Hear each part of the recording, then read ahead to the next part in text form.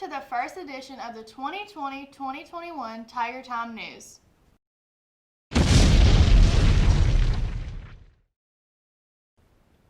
We want to start off this episode by introducing our new faculty members. Grace and Boyd interviewed each of them about joining the BCHS team. King, what brought you to Bolivar Central High School? For the opportunity to teach a program that I'm as passionate about as most people, and that's culinary. From being a proper chef in Nashville, thought I can bring a little bit of newness here. I know that you have worked in the professional culinary workplace before. How are you going to apply this with your students this year? Everything we're going to do is from scratch. Are you excited for this school year? I am very excited. When do you think you and your students will be able to start cooking in the kitchen? As soon as this whole thing is over and we're able to get in the kitchen. Thank you. Dr. Ramroder, what did you do prior to coming to Bolivar Central?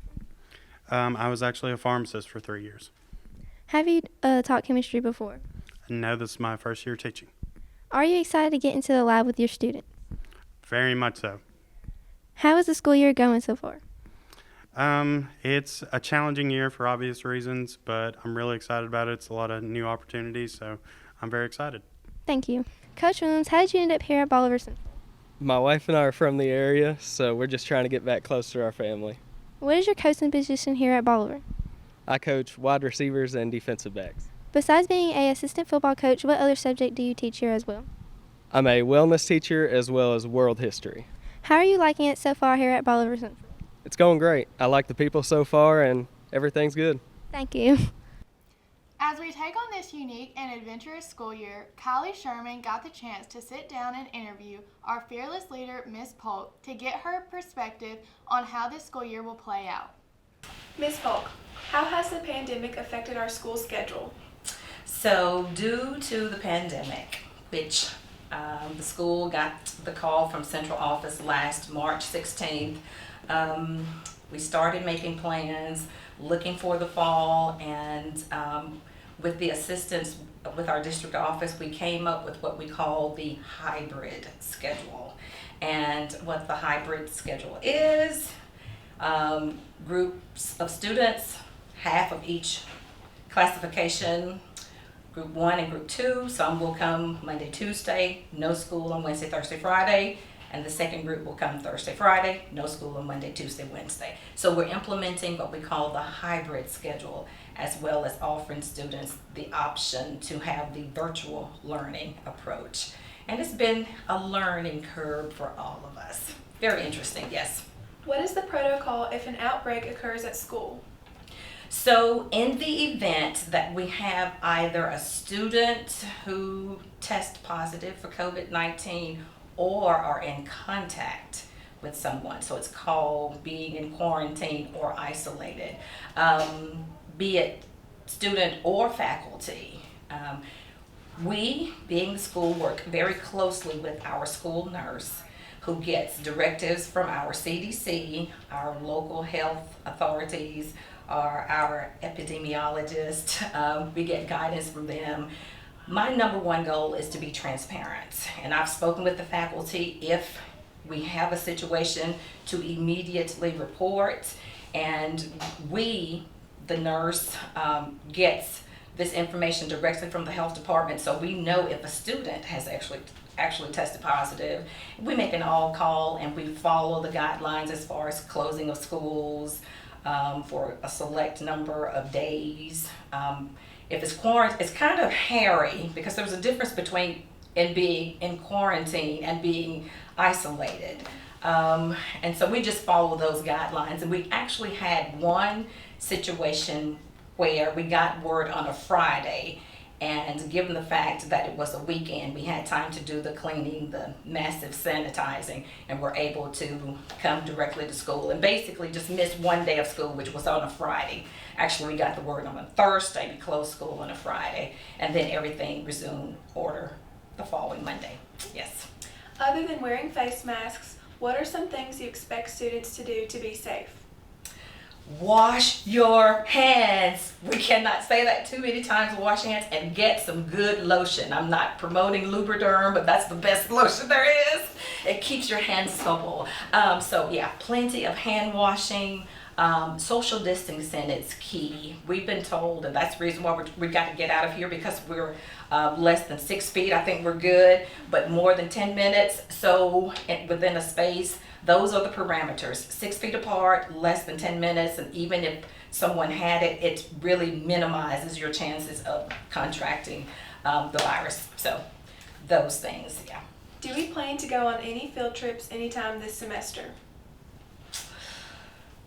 That remains to be seen. Of course, we're watching the numbers, and as of yesterday, we had principals meeting, and the numbers are actually down, which is a good thing, but we don't want to overreact and we all come back together and then just the infestation or what have you.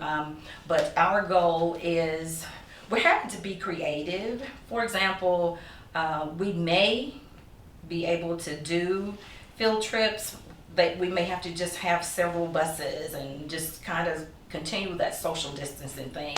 But as for right now, we definitely cannot say yay or nay at this point. Yeah.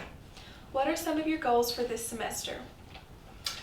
Well, my number one goal, of course, I'm concerned about the academics of our students. So having our benchmark testing, which will start next week. You know how we test you to kind of see where all the students are at the beginning of the year, and then we'll do a mid-year, and then at the end of the year. Those are called benchmark testing. So we're still interested to see the impact of being out of school since March 16th.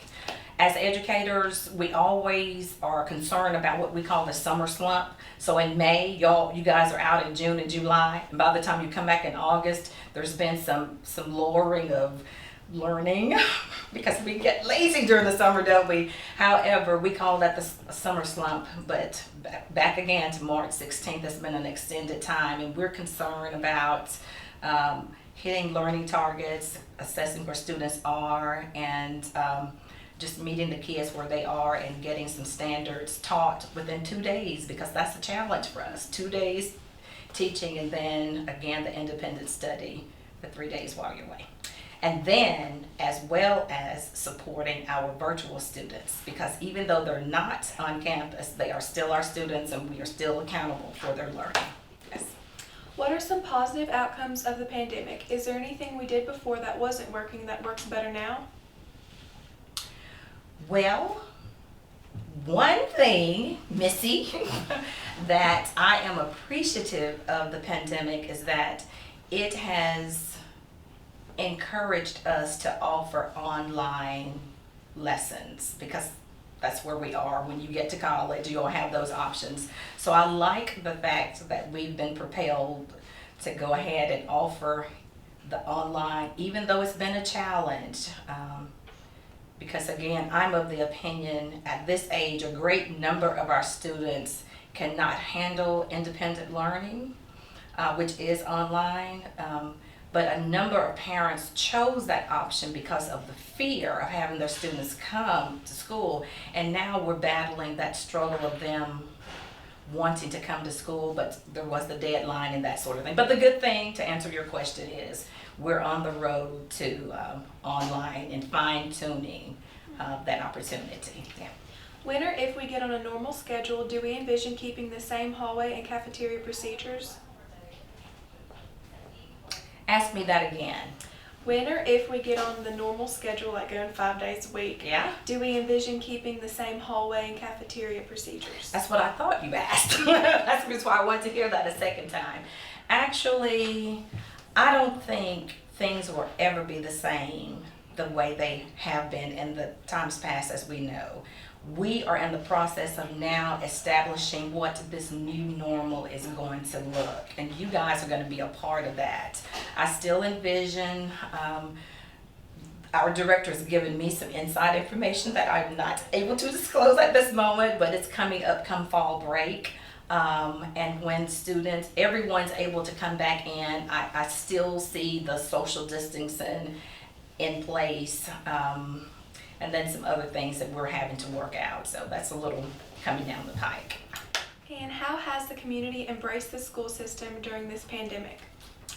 Yeah, so as with every unknown, a lot of parents have depended on us.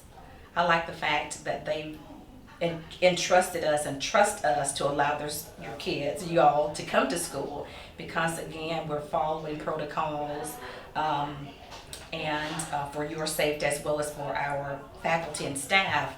A lot of communities still donating of supplies, the cleaning supplies and the things just to keep sanity as well as keeping you guys safe. And so a lot of great things have come out, and I'm very pleased with our cleaning services. They come in the afternoon to do the extensive spraying. It's kind of like a fogging of each classroom throughout. We have to leave the building every afternoon, but the community has really embraced and come together, and I appreciate that. Okay, thank you so much, Ms. Polk. I thank you for your time, ma'am. Whether being an in-school or virtual student, this year will have many obstacles that we will have to overcome. Ella Richardson talked to Ms. Kim Emerson about how the virtual students are still getting their education. Miss Kim, how are classes being taught for virtual students this year? Hello, we're using a program called Adminum. It is a program that we've used in the past for summer school and Spanish too, that we've done online. So that's what we're using. Is there freedom for the students to work at their own pace, or is there a schedule like school here? They do have to log in every day by 9 o'clock for attendance reasons, but other than that, they can work 24 hours a day, 7 days a week. It's unlocked for them to work at their own pace. Of course, we have pacing guides set up for them as to what they need to have finished per 9 weeks. How are students being supported in virtual learning? Of course, I'm available all day through email or phone. I also have 14 virtual teachers working under me too that help throughout the day, just different periods. So somebody is available all the time during the school day. If there are any problems with online assignments, will deadlines be excused? From the very beginning, the students were told that internet would not be a reason for their deadlines to be extended. Of course, we're going to work with them to the best of our abilities, but it is a web-based program, so you're always going to have some glitches, as we say. So, but we're doing our best to work with them. All right, thank you. Despite the pandemic, we are still continuing sports for the time being, which include football, volleyball, and golf, while taking special precautions to prevent the spread of COVID. Football tickets are now pre-sale only. General sales are from Tuesday to Thursday afternoon. Fans are required to wear masks during the game and remain 6 feet apart unless they are immediate family. Sydney Ayler interviewed Coach Kraft to gain some insight on the football season. What are you excited about for the new season? Just a brand new year to again just try to get the program moving in the right direction. Try to win as many games as we can and try to sign as many kids as we can to go to school. With last year being your first year as head coach, what have you learned that will benefit the team this season? You can only control what you can control. Try your best to eliminate the self-inflicting wounds. And the biggest thing is just try to fight your hardest, and whatever happens, happens. Are there any specific players that have exceeded your expectations so far? One so far this year is Noah Cody. He's actually done an exceptional job in our punting game. He got one off in the first matchup against Brighton that was very athletic, and I didn't think he was going to get it out, but he did a heck of a job. Thank you. All right. That's it. Masks are required at volleyball games just like they are at football games. Chloe Daniel talked to Coach Kim Emerson to get her thoughts on the team and how the season will play out. Miss Kim, what's this season looking like? So far, Chloe, we're competing well. Looking forward to a great season. I think a lot of teams will be surprised with how Bolivar's looking this time around. Who do you think is this year's biggest competition? Every year I feel like I answer this question the same way. Of course, Middleton. Not a district matchup, but in-county is always a good rival game. Inside district, McNary's always the one that gets my girls pumped up. Prior to this season, what were your thoughts?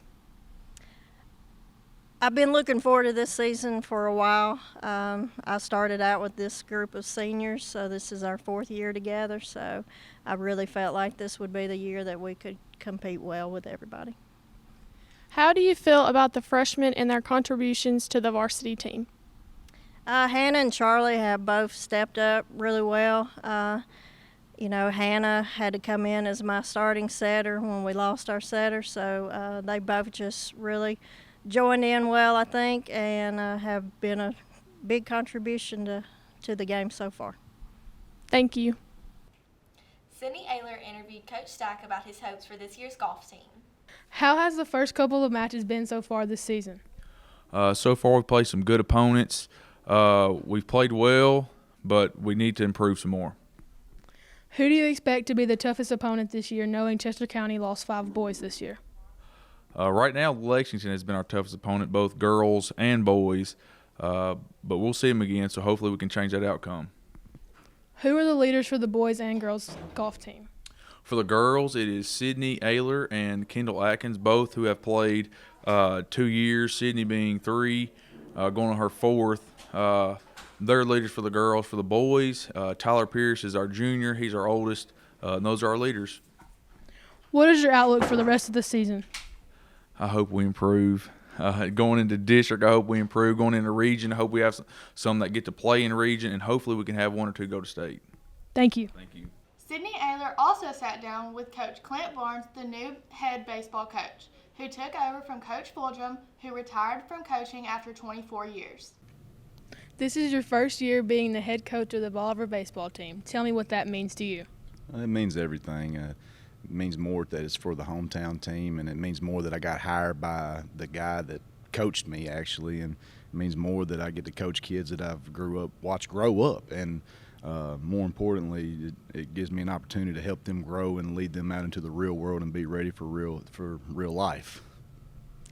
Having coached under Coach Fulgham for the past 3 years, what have you learned about being a head coach?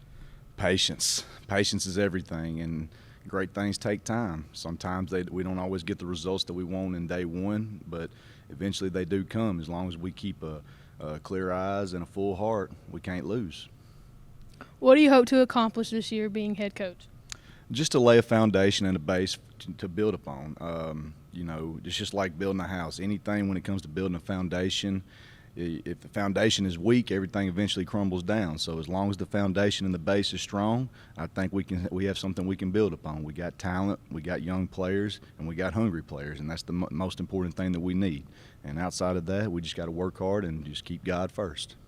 Thank you. This concludes our first Tiger Time News segment for this year. Thank you for watching, and as always, Go Tigers!